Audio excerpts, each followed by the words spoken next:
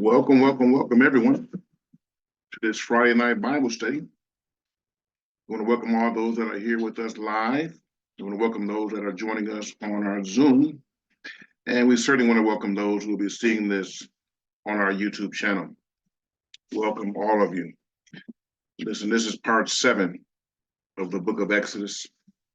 We're going to get into some really important stuff today. And we're excited to have all of you here with us. All right, so we're going to go ahead and pray. We're just going to go ahead and get right into this. We are going to have to deal with a couple of things that are somewhat sensitive. A lot of time when people read the Bible, they come across things that they don't understand or they don't agree with. And so they have questions about it. Sometimes it causes them to question the Most High. But, he puts things in there for a reason. He does things that he does for a reason. So we're going to address some of these things and hopefully can bring some clarity. All right, so with that said, we're going to go ahead and pray. Baruch atah Adonai Eloheinu melech ha'olam asher kitshanu b'mitzvotav v'sivanu la'asuk b'divri Torah. Blessed are you, Yahweh our Elohim, King of the universe, who sanctifies us with his commandments and command us to engross ourselves in the words of the Torah. And we always count that an honor and a privilege to do just that. Should be seeing my screen now. The book of Exodus, part 7, Elohim's teaching and instruction. So we're going to get a chance to go into some of his teachings today. Let's get right into this. The Great Commandment. This is Matthew 22. But the Pharisees, having heard that he had silenced the Sadducees, were gathered together. And one of them, one learned in the Torah, did question, trying him and saying, Teacher, which is the great commandment in the Torah?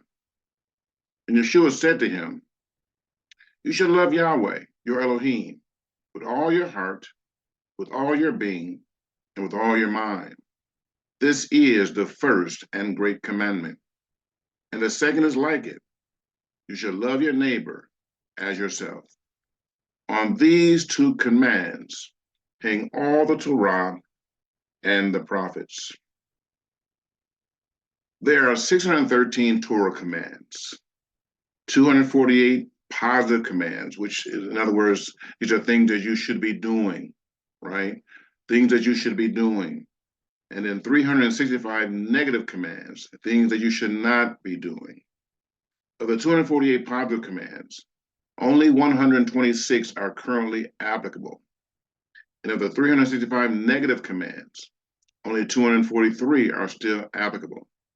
So in total, today, 369 mitzvot are still operative because some require the temple sacrifices, which are obviously no longer being done. As we move into this lesson, remember that our goal in life is to love Elohim with all our heart, with all our being, and with all our mind. This is the first and great command. And the second is like it. You shall love your neighbor as yourself.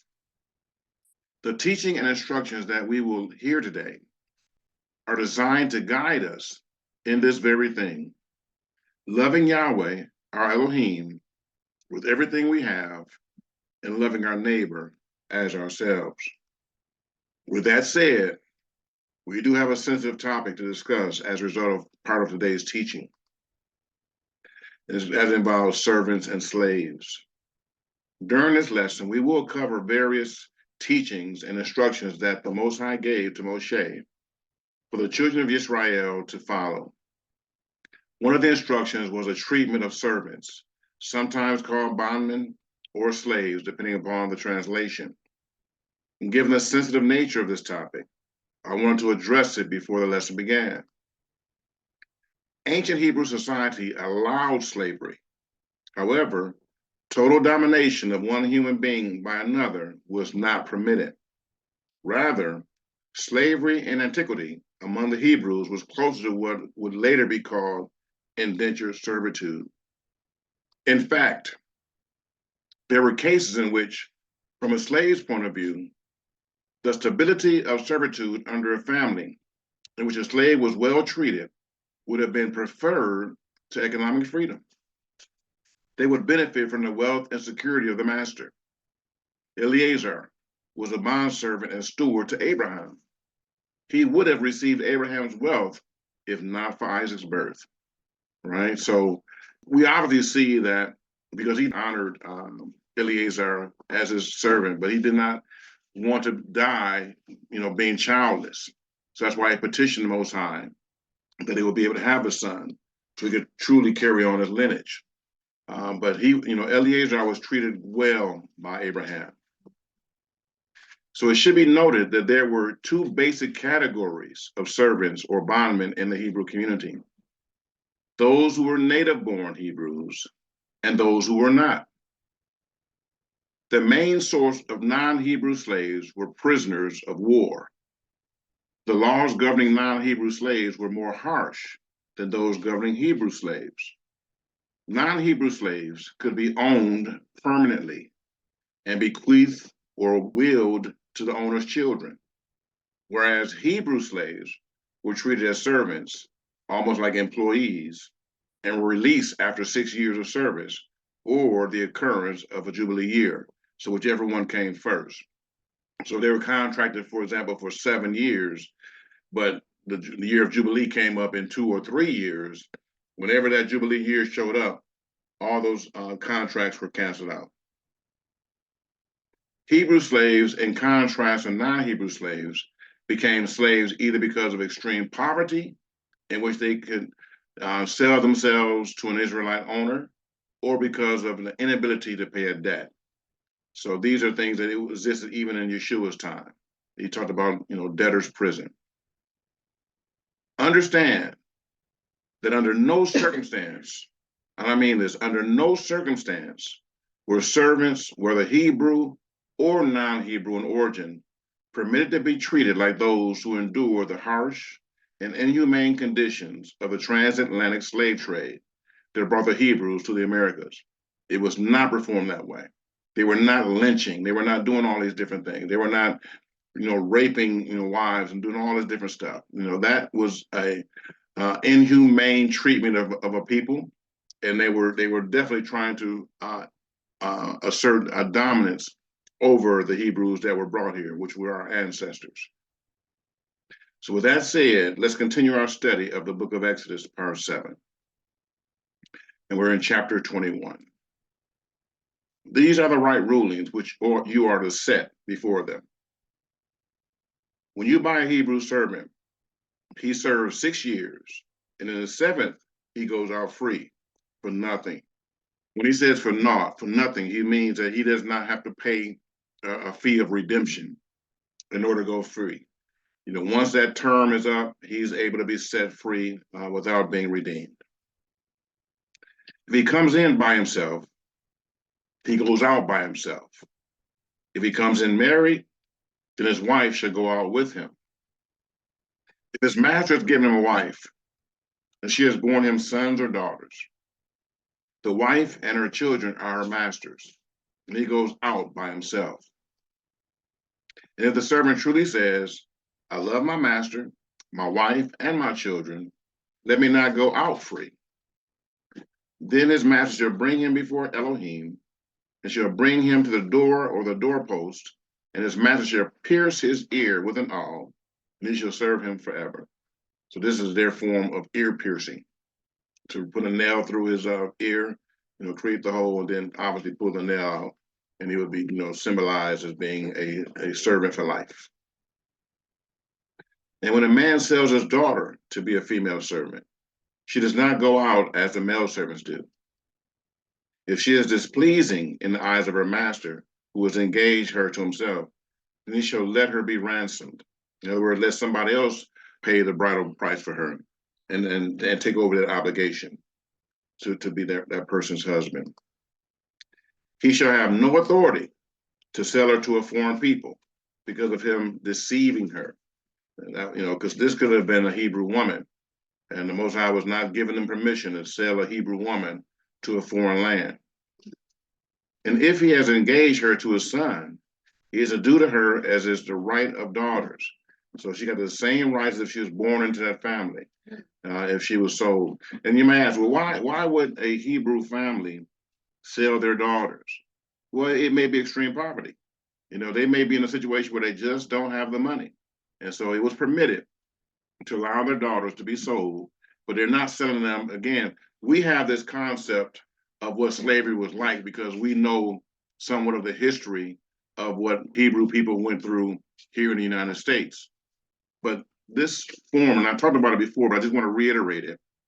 This form of servanthood that the Hebrews demonstrated, it was not the harsh slavery that we, our ancestors experienced here in the United States and in the Americas. If he takes another wife, her food, her covering, and her marriage rights are not to be diminished. So we see here it was permitted in the Torah that a man could take another wife. It was permitted. Some chose to do that, but he's basically making it clear the first wife still is to have her same rights. Don't discard her and mistreat her.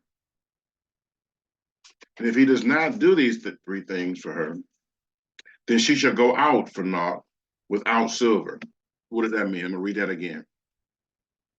And if he does not do these three for her, then she shall go out for naught without silver.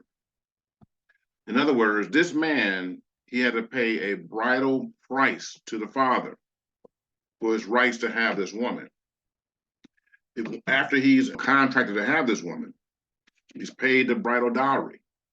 And now he's deciding he doesn't want to fulfill on his requirements. The Most High is saying, let her go free, but you're not getting a refund. In other words, right? You're going out, let her go out for naught. You're not getting your silver back. So basically what the Most High is doing here, he's incentivizing the man to do the right thing. If you don't do right, you didn't pay this dowry price. We don't know how much it was, but it was a significant amount for a life. If you don't do right, she's going to go free and you're not getting a nickel of that money back. So he's basically saying he wants to incentivize the men to do right by the women. That's what that was all about. He who strikes a man so that he dies shall certainly be put to death. But if he did not lie in wait, but Elohim delivered him into his hand, then I shall appoint for you a place where he is to flee. Now, what does that mean? It says here, the language is somewhat difficult to follow.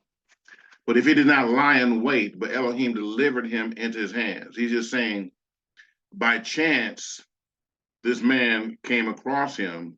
Maybe they had a disagreement in the way, and this man got angry and decided to strike this man, and he ended up dying.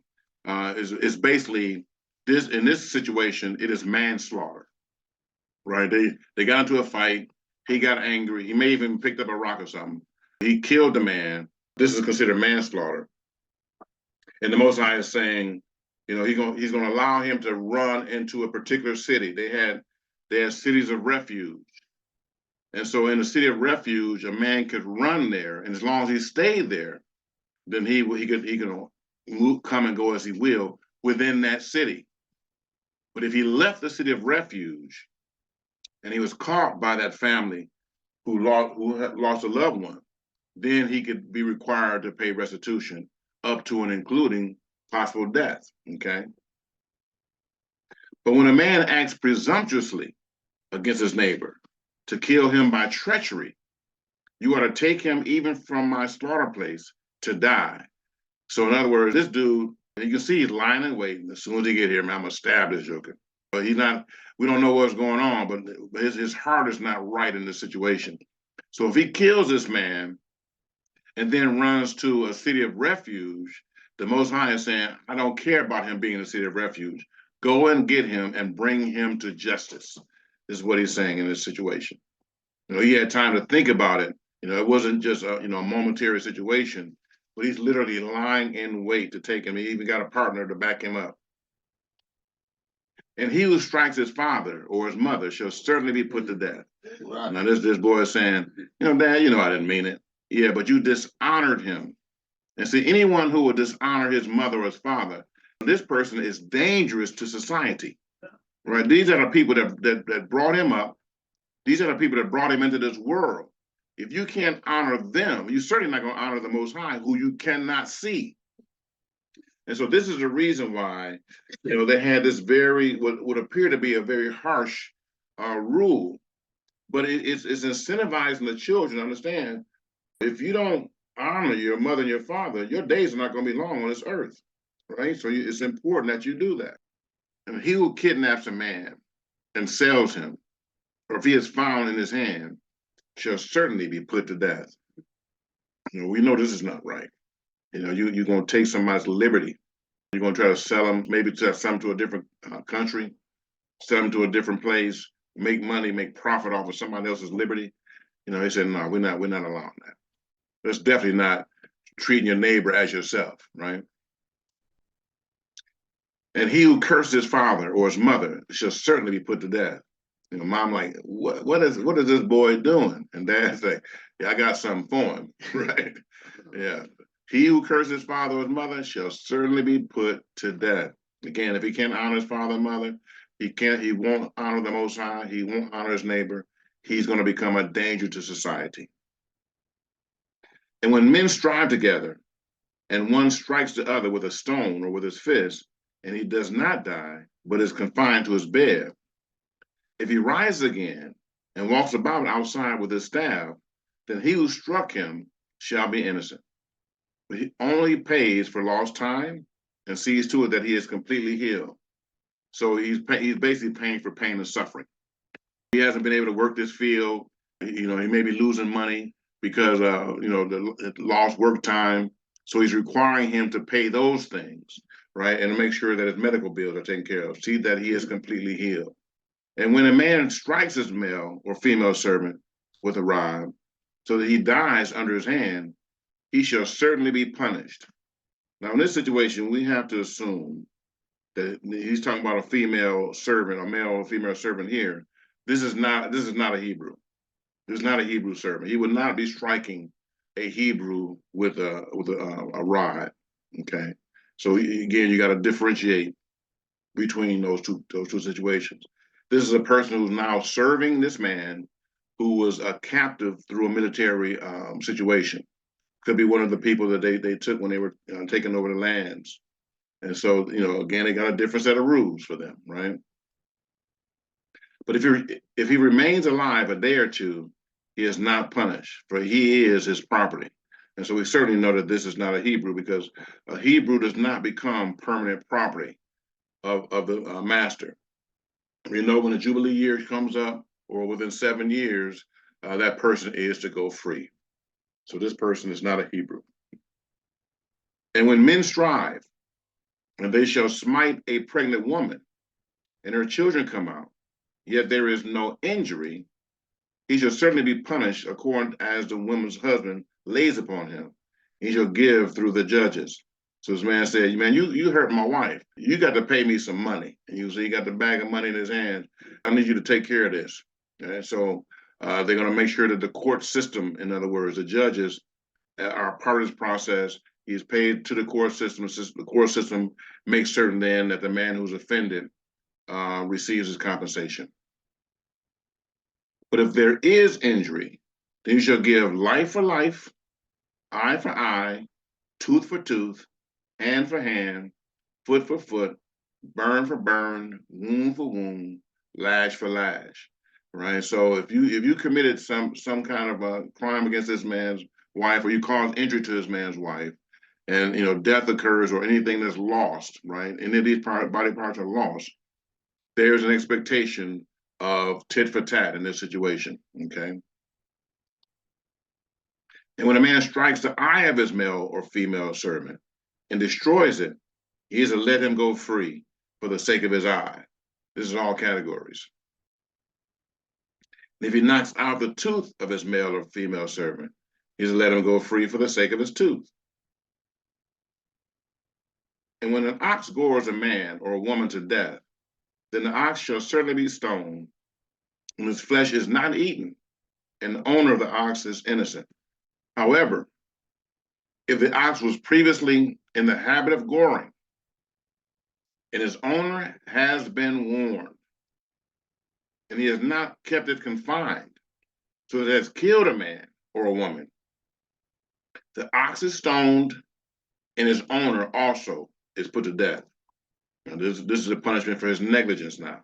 He knew in advance what the conditions were, and he didn't do what was necessary to be done. If a sin covering is laid upon him, then he shall give the ransom of his life, whatever is laid on him. So what is this about? Now he is worthy of death, what the scripture said there. If you know you got this animal that can be out of control, gorging people and possibly killing people, and you didn't do what you need to do. So it's basically a death sentence. However, the family can determine a ransom for his life. If the person that was killed was he owned a big estate, if the other family can meet the condition of the requirement of that family who suffered loss, and say, listen, we need 10 talents, we need 100 talents, we need 1,000 talents, we need whatever. If he can meet the condition that is set and pay that ransom for his life, then he can go free, and the other family is satisfied because they've received compensation. Whether it's gored a son or gored a daughter, according to this right ruling, it is done to him. So whatever the fee is they've determined for whatever the member is, husband, wife, son, or daughter, let it be so. If the ox gores a male or female servant, he is to give to their master 30 shekels of silver, and the ox is stoned. So they've set a price tag for what a servant is worth, 30 shekels of silver. So anytime they're killed, you already know in advance what that payment is going to be. And when a man opens a pit, or if a man digs a pit and does not cover it, and an ox or a donkey falls in it, the owner of the pit is to repay. He is to give silver to their owner, and the dead beast is his. So the person who dug the hole, he just inherited a dead beast. Okay. And when the ox of a man smites the ox of his neighbor and it dies, they shall sell the live ox and divide the silver from it, and also divide the dead ox. So it's 50-50 either way, 50-50 on the live one and 50-50 on the dead one. Okay. Or if it was known that the ox was previously in the habit of goring, and its owner has not kept it confined, he shall certainly repay ox for ox, while the dead beast is his. So you can either give the price of that ox, or if you got another ox, you give the man a living ox and you take the dead ox. There's no more 50-50 in this deal because you were irresponsible. Chapter 22. When a man steals an ox or a sheep and shall slaughter it or sell it, he repays 5 cattle for an ox and 4 sheep for a sheep. So it's bad business to be a thief. Because when you found out, you paying 5 times what you stole or 4 times what you stole, depending upon what it is. Not a good business. He's definitely giving them incentive to not become a criminal. If the thief is found breaking in and he is struck so that he dies, there is no guilt for his bloodshed. Now, he had a nerve to come up in my crib, right? He gonna get all I got, 9mm, maybe the shotgun, maybe both. Who knows? He's threatening my family. I don't know what your intentions are. If the sun has risen on him, there is guilt for his bloodshed. He shall certainly repay. In other words, if you can now identify this person who's in your house and you still try to kill him, or you do kill him, and now you got problems. Now you got a problem because you could have ran him out of there and you could have went to the authorities and identified who the person was. If he has not the means, then he shall be sold for his theft. So this person has put himself in a situation now where he's going to become somebody else's servant. If the theft is indeed found alive in his hand, whether it is an ox or donkey or sheep, he repays double. When a man lets a field or vineyard be grazed bare and lets loose his livestock, and it feeds in another man's field, he repays from the best of his own field and the best of his own vineyard.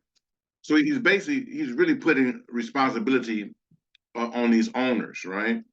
You let him graze. He didn't say what portion of the field he was grazing in. He was in his neighbor's field and he grazed in it. I mean, shouldn't have been over there. He should have been grazing in his own field. So the Most High is saying, he's going to go into your field and he's going to look for whatever it is he wants. He's going to pick and choose from the best of the field. And so again, love your neighbor as yourself. So would you want the worst? You know, you got some rotten stuff over here, right? Or some overripe stuff over here. You know, you go ahead and take that, man. You know, I know he was grazing, but you go ahead and take that overripe stuff. No, you're going to give him the best of your field. And the reality is, he's been inconvenienced because of your negligence. Right. And so as a result of that, there should be an expectation of him being made whole. He can't be made whole if you're giving him your scraps. Right. You know, you're giving him the stuff that you know that you wouldn't want in the first place. So the Most High is making it clear, you give him the best of your vineyards, right? When fire breaks out and spreads to thorn bushes, so that stacked grain or standing grain, or the field is consumed, he who kindled the fire shall certainly repay. That's only reasonable. When a man gives silver or goods to his neighbor to guard, and it is stolen out of the man's house, if the thief is found, that thief repays double, right? If the thief is not found, and the master of the house shall be brought before Elohim to see whether he has put his hand into his neighbor's goods. This is coveting that which belongs to your neighbor, in other words. For every matter of transgression, for ox, for donkey, for sheep, for garment, or for whatever is lost, which another claims to be his, let the matter of them both come before Elohim. And whomever Elohim declares wrong repays double to his neighbor. So you're certainly looking at a situation where the Most High is looking for you to be made whole. And I hope you're gleaning something from this, that the Most High's idea of you being made whole is if somebody carjacked you, you know, you had a Cadillac, and that person came and carjacked you, and he got found, but the Most High is saying he's got to bring you 2 Cadillacs back, right? He's got to bring you 2 Cadillacs back. So the Most High, first of all, he's incentivizing people to not be crooked. But secondly, his concept of being made whole is kind of super abundant, because, you know, he's looking at the pain and suffering of the fact that you suffered loss. So once everything is said and done, he wants to make sure you not only brought back to where you were, but you are even beyond where you were in a positive direction, because there was some pain and suffering that was experienced because of the thing that went on by this person. And so, you know, the Most High, he wants us to be made whole. And he prefers that a person not engage in these things. But if they engage in it and they're caught, you know, you got to go to work, because you stole 1 ox, but you're going to bring back 2. You know, you robbed 1 Cadillac, but you're going to bring back 2, right? When a man gives his neighbor a donkey or ox or sheep or any beast to watch over, and it dies or is injured or is driven away while no one is looking, let an oath of Yahweh be between them both, that he has not put his hand into his neighbor's goods, and the owner of it shall accept that, and he does not repay. But if it is indeed stolen from him, he repays to his owner. If it is torn to pieces, then let them bring it for evidence. He does not repay what was torn. And when a man borrows from his neighbor, and it is injured or dies while the owner is not present, he shall certainly repay. But if the owner was with it, he does not repay. If it was hired, he is entitled to the hire. So what is he saying there? Well, let me just put it this way. He's borrowed this man's oxen, and he said, you know, I'm going to give you $100 for the use of this oxen. The oxen was stolen, right? The oxen was stolen. He didn't get a chance to finish his job. But the Most High is saying, if it was hired, you know, you hired it for $100. You may not have gotten finished with your job, but you still got to pay that man's hire. you still got to pay him his $100 because it was still in your hands. You know, he's not paying for the stuff that was lost, and that's still kind of, you know, unfortunate, but you still got to pay for the hire. That's if the owner was with him. And when a man entices a maid who is not engaged and lies with her, he should certainly pay the bride price for her to be his wife. If her father absolutely refuses to give her to him, he pays according to the bride price of maidens. So he's still got to come out of pocket, but the father is not required to give him his daughter. But the reality is, you violated my daughter. She's no longer going to be a virgin. You know, you've taken that from her. And so you're going to pay a price for that. But I'm not giving you my daughter to marry. Well, you're not a man of honor, in other words. I don't want you in my family. Do not allow a practicer of witchcraft to live. Anyone lying with a beast shall certainly be put to death. Now, these two things kind of go together. You know, people that give into the kind of lifestyle, they give into all kind of weird stuff, including bestiality. And they're saying all these should be put to death. He who slaughters to an Elohim, except to Yahweh only, shall be utterly destroyed. So in other words, he's giving an offering to a pagan god, a foreign god. And the Most High is saying, you doing that, you should be destroyed. You know, you're gonna you know, cause my people to go a wrong way. And that eventually did happen to the children of Israel. Do not tread down a sojourner or oppress him, for you were sojourners in the land of Misraim. You know, these are vagabonds coming through, people kind of looking at them a little weird, but you should be trying to be hospitable to them. You don't know what their circumstances are. He's saying, be nice, be kind to them. The Egyptians, you made them wealthy. And when everything was said and done, after Joseph died, they decided they just wanted to misuse you all. Y'all know what that's like. Don't treat somebody else the way you know you didn't enjoy being treated. Do not afflict any widow or fatherless child. If you do afflict them at all, if they cry out to me at all, I shall certainly hear their cry. And my wrath shall burn, and I shall kill you with the sword. Your wives shall be widows, and your children fatherless.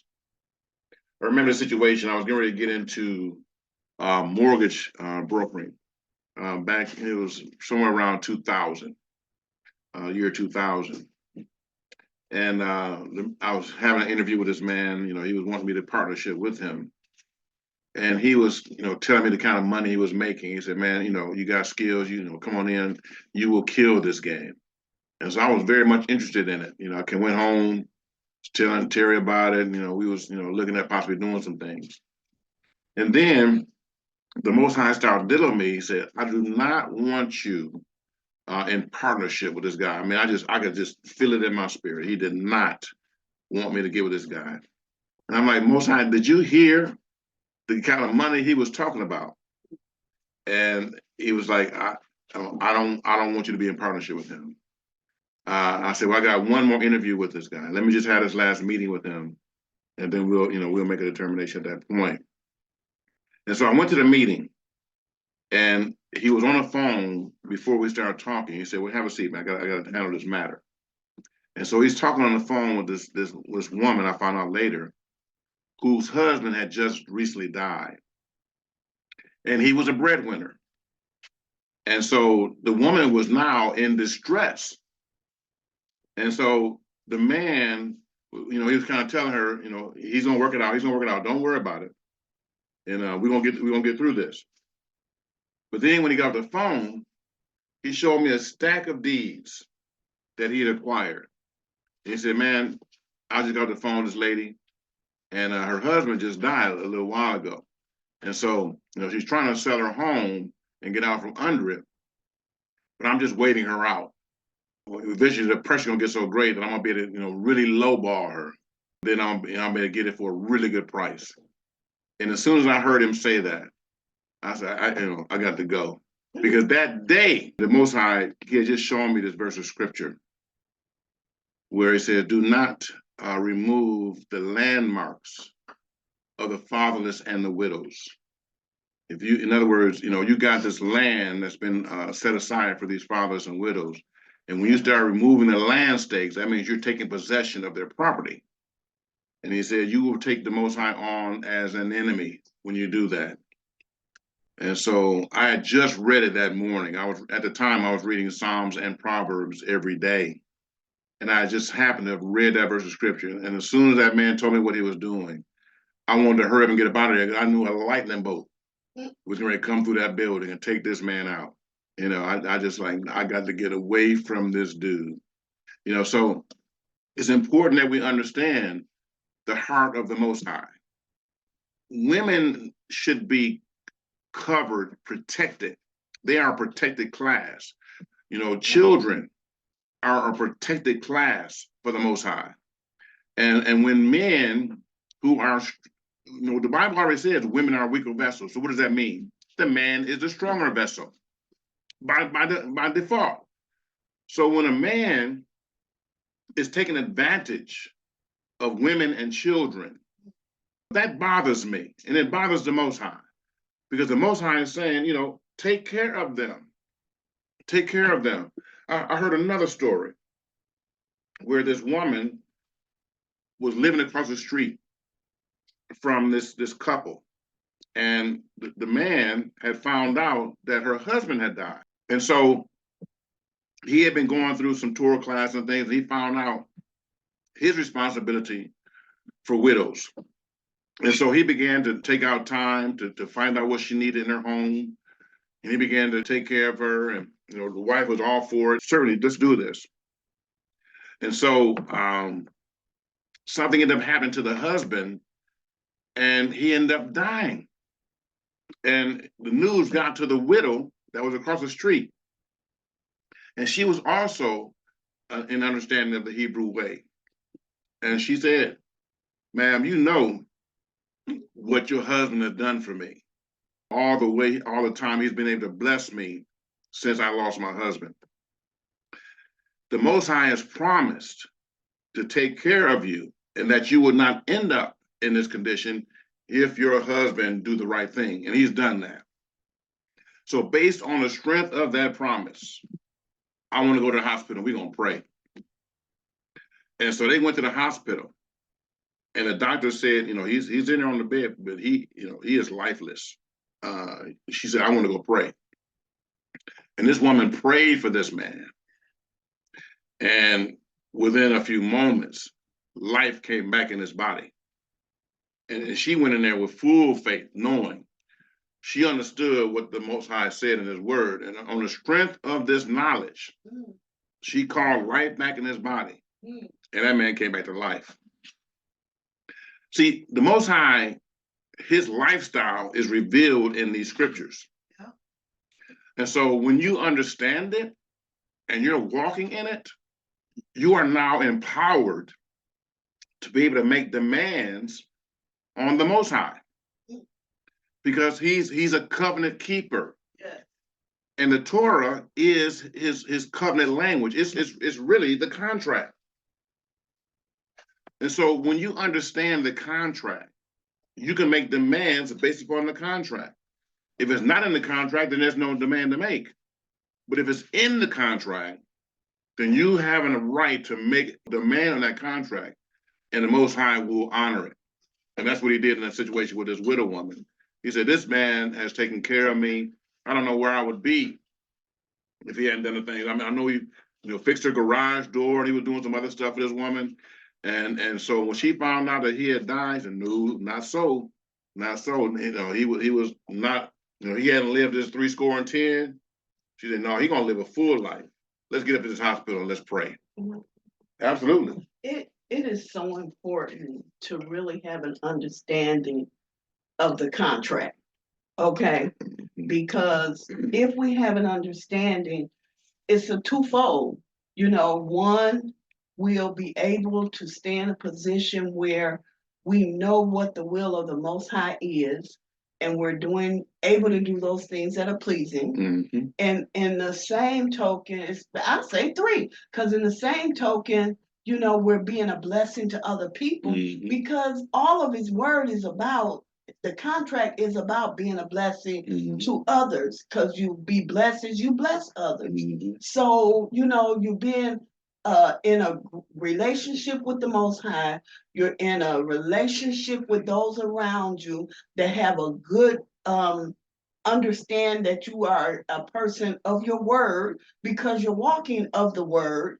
And then you yourself, you are blessed just to be able to be a blessing. I don't know about somebody else, but it blesses me when I can bless somebody. It really makes me feel good on the inside. And a lot of stuff, we don't do, and other people know about it. And that's good, because he said those things you do in the dark, he's going to bring to the light. Absolutely. And that don't always mean bad things. Whatever you're doing good, if you're doing good in the dark, that's going to come out to the light too. Exactly. So it's important for us to really understand the verbiage in the contract, get that word. Absolutely. Find out, what he's expecting, because it's something in there for everything we're dealing with. Everything. Absolutely. That's good stuff there. All right. If you do lend silver to any of my people, the poor among you, you are not to be like one that lends on interest to him. Do not lay interest on him. If you loan him $10, expect $10 back, not $10.50, not $11, right? Not $15. You give him 10, expect 10. You give him 100, expect 100 back. He's saying, do not charge interest, do not charge usury. If you take your neighbor's garment as a pledge at all, you are to return it to him before the sun goes down. For that is his only covering. It is his garment for his skin. What does he sleep in? And it shall be that when he cries to me, I shall hear, for I show favor. Do not revile an Elohim, nor curse a ruler of your people. I gotta give some explanation on this. Now we know Elohim, notice there's a little e there, but Elohim means God. Do not revile an Elohim, nor curse a ruler of your people. So this verse of scripture, and Yeshua referred to it, did I not call you Elohims, right? That was a term for the leadership, the rulers who stood in the stead of Elohim, which is why he used that term. They're receiving his teaching and instruction, and they are now responsible for judging the people based upon that teaching and instruction. So the leaders, the rulers have the responsibility to stand in the Most High stead. I mean, what I'm saying. So he uses that term, but that term is not a blanket term for all people in Hebrew. That I'm a God. No, don't get it twisted. That is a term that he used for the priesthood, the leadership. Okay. And he's saying, don't revile them, don't curse the rulers of your people. Honor them, is what he's saying. Do not delay giving your harvest and your vintage. Give me the firstborn of your sons. Likewise, you are to do with your oxen and with your sheep. It is to be with his mother 7 days. On the 8th day, you give it to me. So anytime that we are required, and we know for 3 times of the year, we are required to bring a gift before the Most High. This week is coming up, the week of the Passover and unleavened bread. And we are to give a special gift, a special offering during that time. Also during the Feast of Pentecost and the Feast of Ingathering, those 3 times a year. And so we basically got all year long to prepare for that very special gift. And the Most High is saying, don't delay to give that blessing unto me. Honor me with those things, right? And you are to set apart men to me. And you do not eat any meat which is torn to pieces in the field. You throw it to the dogs. Chapter 23. Do not bring a false report. Do not put your hand with the wrong to be a malicious witness. You know, you're going to have some people that's going to be scoundrels. They're going to try to stir up strife. And he said, don't get behind that. You know that it's coming from a bad place.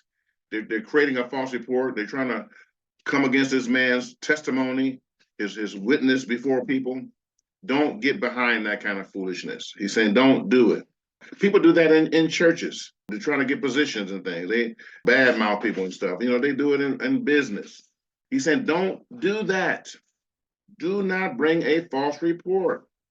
Do not put your hand with the wrong to be a malicious witness. Malicious witness, right?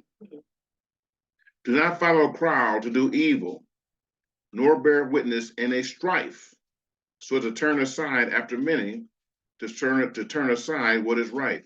The whole purpose of bringing this group together is to do wrong and to bear a negative witness, turn aside many from doing the right thing. And we don't want to do that. We don't want to do that. And do not favor a poor man in his strife. More people are going to be obviously in an average income than those that's going to be in the upper 10%. And so he's saying basically you got a person who doesn't have a lot of income. He may have a cause that he wants to bring, but he's bringing it because he's a poor man and he just wants to come against those who have been able to prosper. He said, don't favor him just because he's a poor man. If he has a real cause, if he did business with this person and the person's product was not what it should have been, he misrepresented, and as a result, this poor man has an issue. That's one thing, but don't get behind him just because he's poor. Let there be a real issue that he's bringing to the court. I mean, hear what I'm saying? When you meet your enemy's ox or his donkey going astray, you shall certainly return it to him. But I don't like this guy, so I'm going to let him go ahead and wander.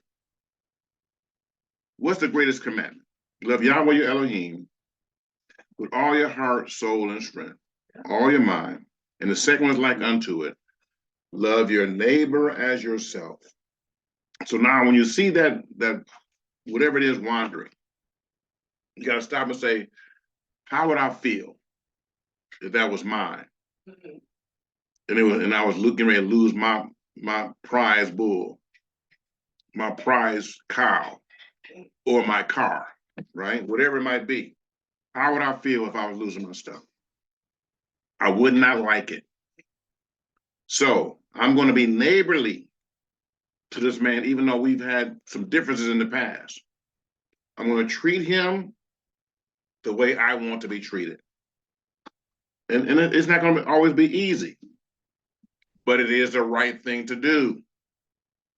When you meet your enemy's ox or his donkey going astray, you shall certainly return it to him without second thought.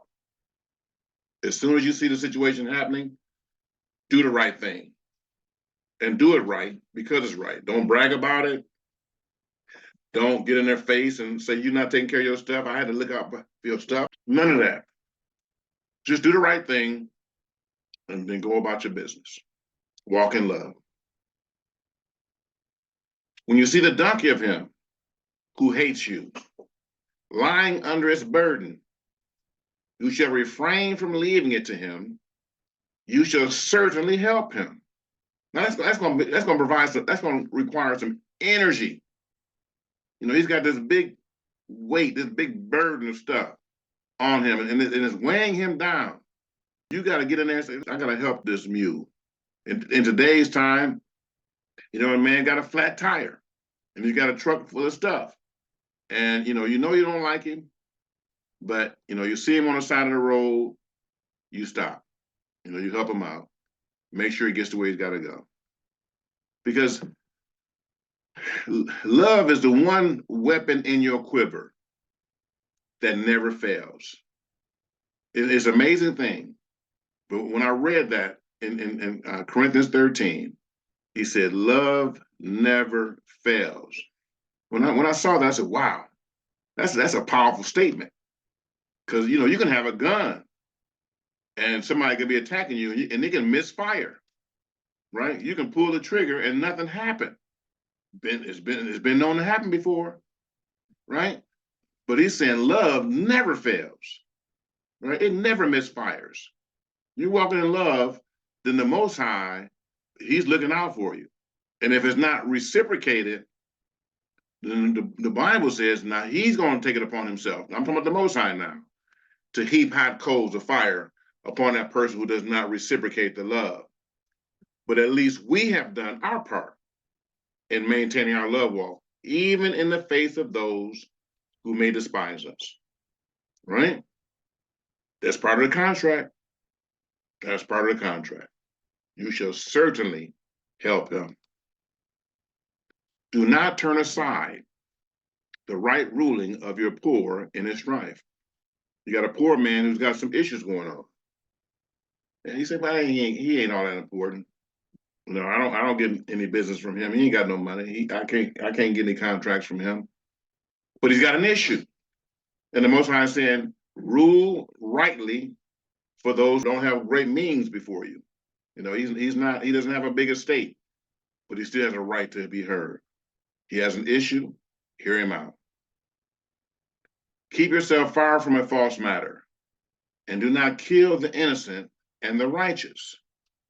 So that's self-explanatory. Keep yourself far from a false matter. You hear something going on, whether it's in the workplace, whether it's in the home, whatever it might be, it's a false matter. You know, somebody, trying to get somebody ousted from the job or whatever, and it's a false matter. Do not kill the innocent and the righteous. You may not be getting a knife, you may not be getting a gun, but your words can do damage. You got a person brand new on the job, but you may have worked with them at another place, and oh girl, she this, that, and the other. Man, she ain't nothing. She always do this, she always do that, and you got all these negative things to say, and they had never even met this person. Right. You have assassinated this person's character. Yep. And now, when they meet the person for the first time, they're not meeting. It's not first impressions anymore. No. They have now been impressed by your words, and they're bringing judgment based upon the words you spoke, without even having met this person. Yeah. You have just killed an innocent person. Yeah. You have just killed the righteous by your words. Yeah. So you got to be very careful how we treat these things. And this is one of those situations where you can say, amen, oh me, or ouch, right? It may apply, but guess what? When knowledge comes, then change can come. So that's why we have these studies. For I do not declare the wrong right.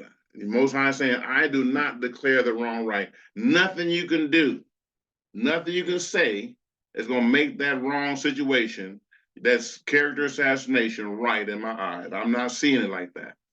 I do not declare the wrong right. Do not have what is the evil tongue, right? And do not have that evil tongue. And do not take a bribe, for a bribe blinds the seeing one and twists the words of the righteous. Anyone that's willing to receive a bribe, that person, he got a problem, because he's already purposed. If you give me a certain amount of dollars, I can make the right wrong here, right? I can make the wrong right. I can turn this thing however you need it if you got enough money to pay. That's not good, and the Most High is not about that. Okay. And do not oppress a sojourner, as you yourselves know the heart of a sojourner, because you were sojourners in the land of Mizraim, right? You've been there. You know what that's like to experience being mistreated in a foreign land. So why are you going to, now that you're free and got your own land, you're going to now mistreat those that come in your borders? That doesn't make sense. That's hypocritical. And for 6 years, you are to sow your land and shall gather its increase. For 6 years. For the 7th year, you are to let it rest and shall leave it, and the poor of your people shall eat. Now, listen to what he's really saying here. Once you dive deep into this, in the 6th year, the Most High gave you double harvest. He gave you double harvest in the 6th year. So the 7th year, you can take a vacation for the whole year. And now he's saying whatever grows naturally, without you tilling the ground and all that stuff, it's still going to have some growth. The seed is still in the ground. Let the poor of the land have his way. Let them enjoy what's growing, because I already gave you a double portion in the 6th year. And you're eating and you're enjoying life and got a whole year off from working. Enjoy it. And guess what the children of Israel did? I'm going to give you a preview of the future. They didn't honor the Most High and let the land rest in the 7th year. And it got to the point where they got a debt that he required them to pay. He said, okay, you're not going to let the land rest. And got to be 70 Sabbaths of land rest. 70 years they owed him of letting the land rest. And he said, since you're not going to let the land rest while you're in the land, I'm going to take you out of the land and take you to Babylon. And now you're going to serve them for 70 years while my land is resting. So, the Most High, he has a way of getting what belongs to him. Yeah. You won't let the land rest, I'm gonna make you let the land rest. But you're not gonna like it. Right? But the 7th year, you are to let it rest and shall leave it, and the poor of your people shall eat. So for 70 years, when the poor people should have been able to come in and enjoy the natural growth of that land, they were not given that opportunity. And the Most High said, I see it. They know what they're supposed to be doing, but they're not doing it. I got you, no worries.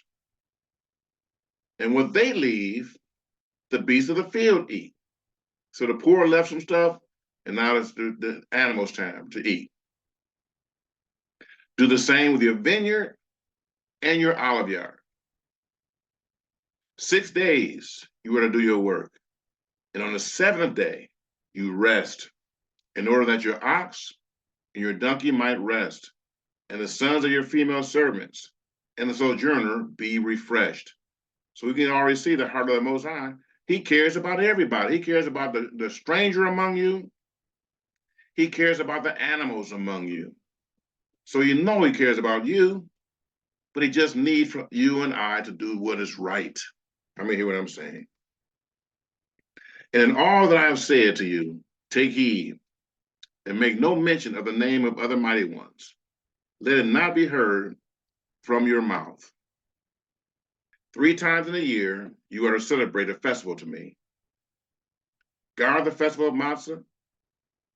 7 days you eat unleavened bread, as I command you. At the time appointed in the new moon of Abib, for in it you came out of Mizraim. And do not appear before me empty-handed. He said that yet again. Do not come before him empty-handed. In the festival of the harvest, and the first fruits of your labors, which you have sown in the field. In the festival of the ingathering, at the outgoing of the year, when you have gathered in the fruit of your labor from the field. 3 times in the year, all your males are to appear before the master, Yahweh. Do not slaughter the blood of my slaughterings with leavened bread, and the fat of my festival shall not remain until the morning. Bring the first of the first fruits of your land into the house of Yahweh your Elohim. Do not cook a young goat in its mother's milk. See, I am sending a messenger before you to guard you in the way, and to bring you into the place which I have prepared. Be on guard for him, and obey his voice. Do not rebel against him, for he is not going to pardon your transgression. For my name is in him. But if you diligently obey his voice, and shall do all that I speak, then I shall be an enemy to your enemies, and a distresser to those who distress you. This is what our life is supposed to be right here. If our forefathers have been diligent to obey the voice of Yahweh, where's his voice? Genesis, Exodus, Leviticus, Numbers, and Deuteronomy. Moses, for the most part, was taking dictation. Yahweh was speaking, letting his voice be known, letting his will be known. And he said, if you have been diligent about obeying his voice and doing all that I speak, then I shall be an enemy to your enemies and a distresser to those who distress you.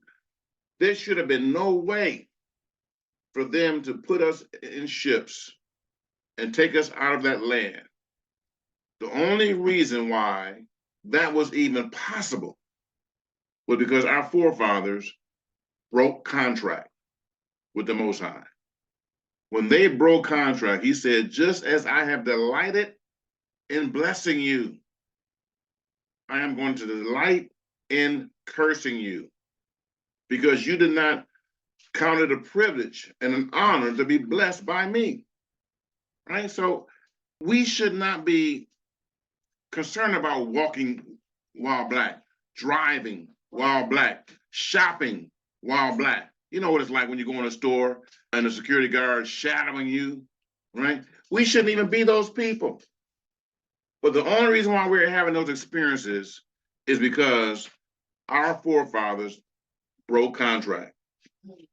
And what we need to do is fulfill on Deuteronomy and get back to the contract and start following his ways. He said, when you return, after all these things have happened and I've scattered you across the four corners of the earth, and you return, you and your children, and begin to honor my ways, I'm going to cause you to be greater than the fathers. Who are the fathers? Abraham, Isaac, Jacob, Joseph, Daniel, David, Solomon. I mean, hear what I'm saying? And that has not been fulfilled yet. That's our future. When we come together and start walking our Torah and resist all the pagan ways of the nations, because trust me, Christianity has been hijacked since 325 AD. It has not been what the scriptures wanted it to be. The people who, the Most High is speaking to Hebrew people right here. He's teaching his ways to Hebrew people. He did not teach his ways to the heathen. He did not teach his ways to Greeks. He did not teach his ways to the Romans. He did not give them the charge to keep his word. It was Hebrew people that were given the assignment to maintain the scriptures. Yeah, I'm not talking about these present day, what we call Rev 2.9 and Rev 3.9, people who call themselves Jews. I'm not talking about those individuals. They adopted, they were brought into this thing through adoption. You know, they made a decision to become Jews. You know, I'm not gonna go into all that, but you just need to understand, they are not the people of the book.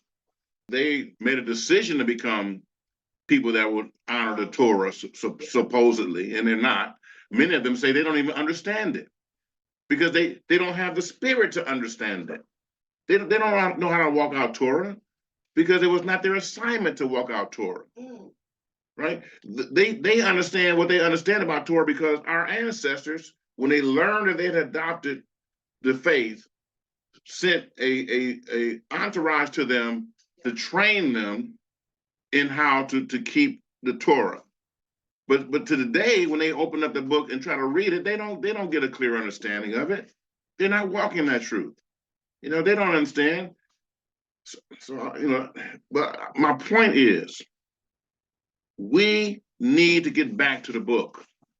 We need to understand that just about anything, I don't care if you say I'm a Protestant Christian, I don't care what you say, Christianity today I don't even like using that term.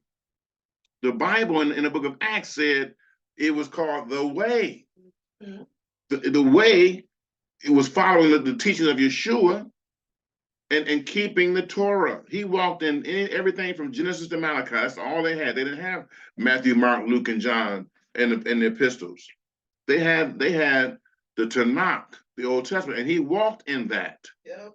And so we got to get back to that. I'm not saying to discount the Brit Hadashah, the New Testament, but the Brit Hadashah is built on a foundation of the prophets and the Torah. And the church does not walk in that. You know, I heard a preacher say somebody was coming to him having a conversation and was talking to him about the Old Testament prophets. And he said this young man started talking about prophets. He said, I never even heard the names before. Now, this is the preacher. He said, I never heard some of these people's name before. He said, the only book in the Old Testament I'm talking about is Malachi, because we talk about the tithes. He said, but some of the prophets he was saying, man, we don't even teach for them books. I didn't even know it was in there. Now, this is a preacher. So how are you going to teach something and you don't even know the foundation of what you're teaching? You know, so we got to get back to our roots, people. We got to get back to it. Christianity is nothing. Every Christian faith is an offshoot of Catholicism. And Catholicism is not a biblical doctrine. I don't care if you talk about Martin Luther or anybody else. All of that is based on fruit from the poisonous tree. It all came from Catholicism. And when they founded Catholicism, the first thing they did was got rid of the Hebrew people. And they got rid of all of the principles of the Hebrews. No more Sabbath keeping. Yeah. No more keeping the feast days. Yeah. Anything that they were doing, we're not interested in that. We're going to create a whole new faith created by syncretizing paganism with what we understand about Christianity. We're going to create our own faith. Let's bring in all of our false gods and all that stuff. We're gonna do our thing. And so that's what that's all about. Yeah, but I just had to deal with that. It's okay. All right, so I'm not gonna be able to finish this today. I know another chapter probably and a half, but we're gonna pick it up on next week. But you know, we need to recognize and know we got to get back to His way. Just know that we're talking about the Elohim of Israel. Why? He is the one true Elohim. All the others are false gods. They're not real. They're made with man's hands. But we're talking about the true Elohim and His word, which is His lifestyle. We want to make certain that everybody get a chance to walk in His lifestyle. Where do you find that? In the Torah. His teaching and instruction. All right. Anybody have any questions? Anybody have any questions? All right. We're gonna go ahead and wrap up this thing. I tell you, I appreciate all of you that were on today. Those of you that were here live, let's go ahead and pray out. Benediction. Yibreka Yahweh Berishmareka. Ya'er Yahweh Panavaleka Vyakomeka. Yisa Yahweh Panavaleka Vyasamaka Shalom. May Yahweh bless you and keep you. May Yahweh make His face shine upon you and show you His favor.